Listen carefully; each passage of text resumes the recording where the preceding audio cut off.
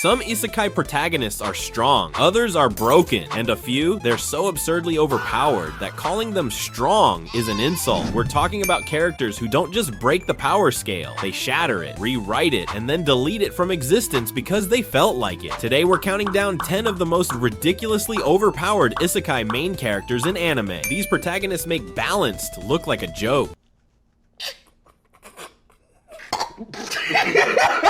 Buckle up, because what's coming next is pure, unfiltered power fantasy on a level that shouldn't even be possible. Starting with Cid Kagenou from the Eminence in Shadow, and this man is hilariously overpowered. Cid spent his entire previous life training his body to absolute perfection, studying combat, and preparing to become the ultimate Eminence in Shadow, the mastermind who controls everything from the darkness. When he reincarnates into a fantasy world, he gets his wish. Cid masters magic to a terrifying degree, creates techniques that no one else in the world can replicate, and builds an organization called Shadow Garden based entirely on a conspiracy he made up for fun. The problem, the conspiracy is actually real, and everything he invents as a joke accidentally turns out to be true. Cid is so overpowered that when he goes all out, reality itself seems to bend. His iconic I am atomic moment erases everything in its path with nuclear level destruction. He casually defeats opponents who've trained for decades, outsmarts ancient cults that have existed for centuries,